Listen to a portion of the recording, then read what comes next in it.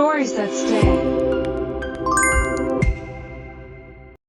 शहर से दूर एक वीरान गांव के किनारे एक पुरानी हवेली खड़ी थी। रायचंद हवेली। लोग कहते थे कि वहां कुछ है जो रात में करवटें बदलता है, दरवाजे खुद ब खुद खुलते हैं और खिड़कियां किसी अनदेखे डर से कांपती हैं। मगर आदित्य, जो एक युवा पत्रकार था, इन बातों को महज अंधविश्वास समझता था। उसकी नौकरी एक वेब मीडिया कंपनी में थी और उसे सच्ची पर अजीब घटनाओं पर रिपोर्टिंग करने का शौक था। जब उसे रायचंद हवेली के बारे में पता चला तो उसकी उत्सुकता जाग उठी। अगर वहां कुछ है तो कैमरे में कैद करूंगा, और अगर नहीं है तो इस अंधविश्वास को तोड़ दूंगा, उसने कहा, और अगले ही दिन अकेले उस हवेली की ओर रवाना हो गया। हवेली तक पहुंचते पहुंचते शाम हो गई थी। चारों तरफ जंगल का सन्नाटा और हवेली की टूटी दीवारें उसे घूर रही थीं। एक बूढ़ा दरबान वहीं पास बैठा था। मत जाना साहब, वहां अब इंसान नहीं रहते, बूढ़े ने डरते हुए कहा। आदित्य मुस्कुराया। डर नहीं लगता मुझे, पर अगर कुछ अजीब हो तो मैं रिकॉर्ड कर लूंगा। उसने हवेली का दरवाजा खोला। दरवाजा चरमराया और अंदर एक सर्द हवा का झोंका महसूस हुआ। मोबाइल का टॉर्च जलाया और कैमरा ऑन कर दिया। दीवारों पर पुराने तस्वीरें थीं, जिनके चेहरे अब धुंधले हो चुके थे। फर्श पर धूल और चूहे की आवाजें। रात गहराई। आदित्य ने एक कमरे में तंबू जैसा सेटअप बनाया। तभी एक दरवाजा खुद ब खुद बंद हो गया। हवा होगी, वो बुदबुदाया, लेकिन तभी उसके कैमरे में कुछ हलचल रिकॉर्ड हुई।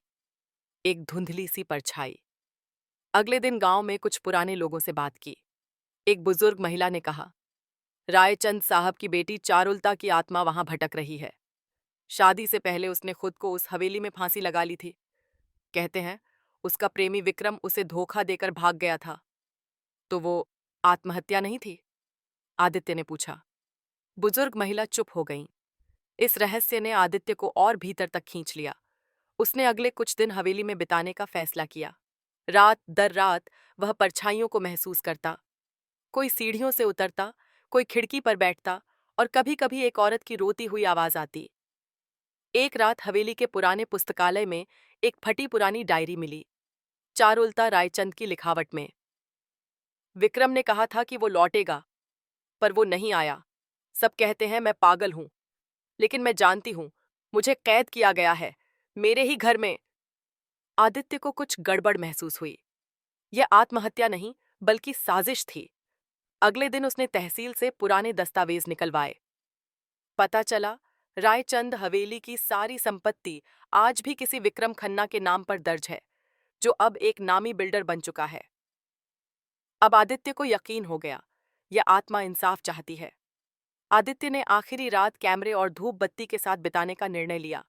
जैसे ही आधी रात हुई, ती की दीवारों पर परछाइयां दौड़ने लगीं। फिर एक जगह, चारुलता की तस्वीर के पास, एक सफेद साड़ी में कोई खड़ी दिखी। उसने धीमे स्वर में कहा, मेरे पन्ने अधूरे हैं। आदित्य ने डरते डरते कहा, मैं तुम्हारी कहानी दुनिया को सुनाऊंगा। मैं विक्रम को बेनकाब करूंगा। तभी एक जोरदार झटका लगा और आदित्य बेहोश हो गया। सुबह गांव के लोग उसे हवेली के बाहर बेसुध पाए, लेकिन उसके कैमरे में पूरी रात की रिकॉर्डिंग थी। वीडियो वायरल हुआ। एक वायरल हेडलाइन बनी, चारुलता की परछाई बोली, मेरे पन्ने अधूरे हैं। विक्रम खन्ना का चेहरा टीवी पर आया। जांच बैठी और पता चला कि विक्रम ने हवेली और संपत्ति हड़पने के लिए चारुलता को पागल घोषित करवा दिया था और कैद में रखा। सरकार ने हवेली को संरक्षित स्मारक घोषित किया। आदित्य को राष्ट्रीय सम्मान मिला, सत्य पत्रकारिता के लिए वीरता पुरस्कार। आदित्य ने एक किताब लिखी, परछाइयों का घर, जिसमें चारुलता की सच्ची कहानी, हवेली की रातें और पत्रकारिता की ताकत दर्ज थी।